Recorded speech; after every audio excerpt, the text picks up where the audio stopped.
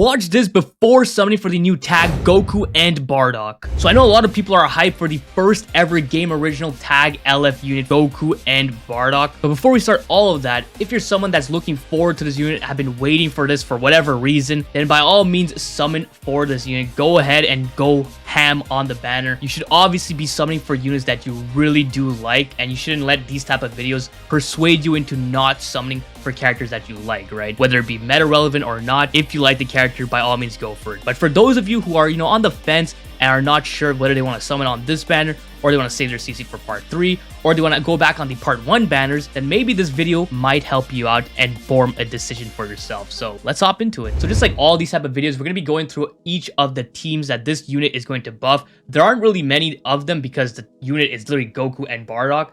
So that encompasses Sun Family, Saiyan, and Team Bardock. I have to mention Team Bardock because, it's like the only team that Bardock is on other than Saiyan, so it's something to mention. But there's not really that much to really talk about, right? Obviously, you can always leader slot this unit on any of your teams because he does have a new ability, the Indestructible ability, right? Which is basically a glorified endurance. Units like VB can't rush it.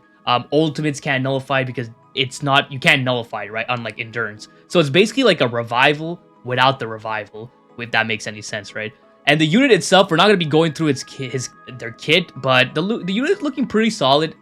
They don't look game breaking, to be honest, but they look pretty solid. We have to see how effective this Indestructible ability is, but it's going to be some really good rising rush control. And if your team is lacking that, then I guess it could be a good idea to summon on them, right?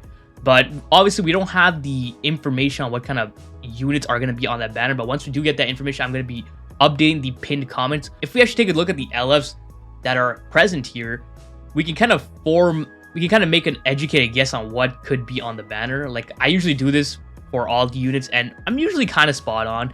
But if we were to take a look at these units, for example, Namek Goku has a strong chance of coming back. Gold Frieza hasn't come back yet, hasn't returned since his release or their release. So that's something to keep in mind of.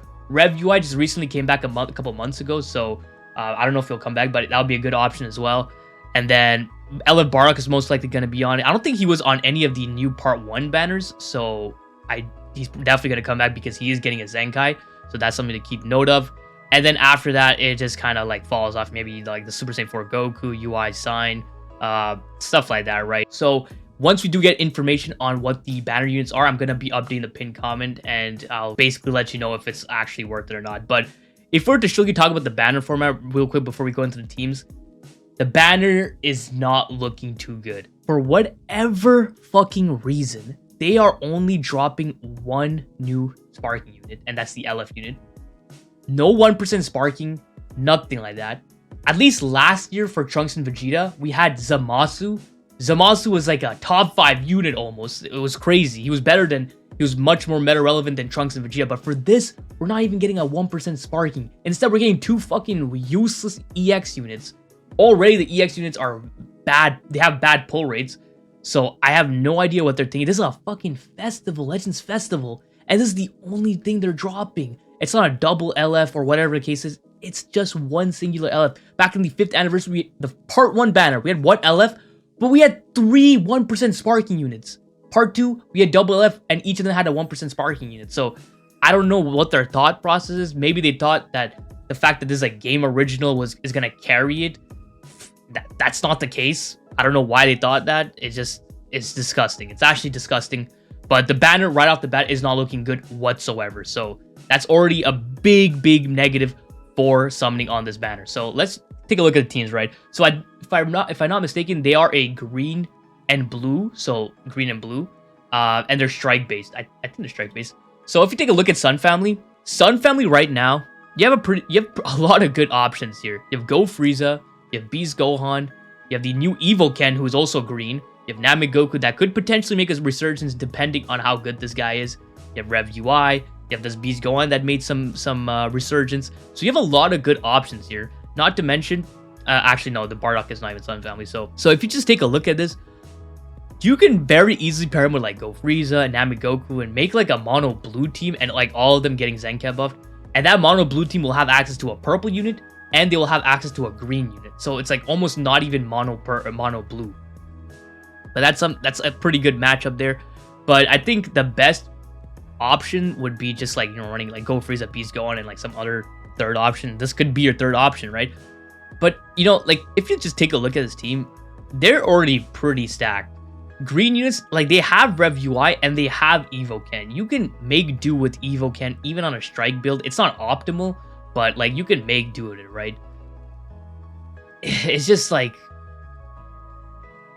it's such a weird release. Like, why would you... It just feels weird to me that you would summon for this unit when you have Evo Ken, you have Rev UI, blue units, you have Go Frieza, you have Namek Goku, Buu Duo got a plat. I mean, they're not great, but, you know, they can work. Beast Gohan. There's so many good blue units on this team and so many good green units. So, it's just weird on Sun Family, right? Dragon Fist got a plat. You know, he's nothing crazy, but he's fun to use.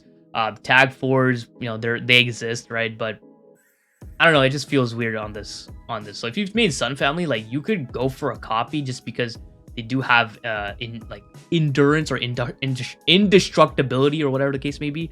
But you have a revival unit here, you have an endurance unit here, and I mean you have an endurance unit here as well. So like they already have pretty good rush control, and then obviously the rush counter would go Frieza. So they have pretty good rush control. So I don't really see it being a necessity to summon on this if you're a Sun Family main. Now, if we go to Team Bardock, there's really no reason to talk about this, but since this is Bardock's only tag outside of Saiyan, it's worth mentioning. It's not a team. No one mains it. If you main Team Bardock, quit the game. No, I'm just playing. But, you know, you have units here that could... It wouldn't even work with Bardock, this Bardock, because this Bardock is blast-based, and the Goku and Bardock are strike-based. I'm pretty sure they're strike-based. If they're blast-based, then forgive me. Okay, they buff strike attack and defense, so they definitely have to be melee-based. But back to Team Bardock, like, this guy's blast-based, then you have strike-based, and then Fasha is probably going to be your support unit. It's going to be a pretty sneaky good team, I guess, because something I've noticed with Goku and Bardock is they don't have really a lot of cover null, and this Fasha actually provides cover null on their main ability, which is kind of cool.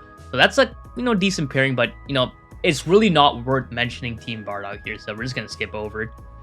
And then we come to Saiyans. Saiyans is always stacked, right? They have all the best units, right? They have literally all the best units. UVB, you know, UGB, Namek Goku, like all the Sun Family units are also part of this, like most of them. Vegeta, you have Evo Ken, like they're all here. They're all here, and the best Saiyan team is basically probably like a Sun Family team, right? Some sort of Sun Family variation. It's probably gonna be like mono blue, mono purple, maybe. Like with these guys, you can toss in Captain Ginyu in there. Again, it's just such a... I don't know why they made him green. I don't know why they made him green and blue. They could have made him like yellow, because, you know, they don't have really... Actually, now that I think about it, they don't really have a strong yellow here. And it would have actually worked well because this guy would Zenkai buff them too. So I don't know why they didn't make him yellow. Blue and green is like such a stacked color for Saiyans right now. They don't even have red. They have UVB, but you don't really run a UVB on Saiyans. So, I mean, they got this graded Vegeta, I guess. I mean, that's something. It's just, I don't know. It's just, it's a weird release. It's really weird. Honestly, if you were to ask my opinion on this, I would say just absolute skip this. This is such a skip. It's so weird saying that for a festival banner. This is such a skip. Obviously, you would want to wait till there's some more gameplays and showcases and we can actually see how good he is. And if you want to be really, really like careful with how you spend your CC, I would probably wait like a week, because even if we see some showcases, it's going to be early season PvP. So it's not a really good reflection on how he's going to perform later on in the season.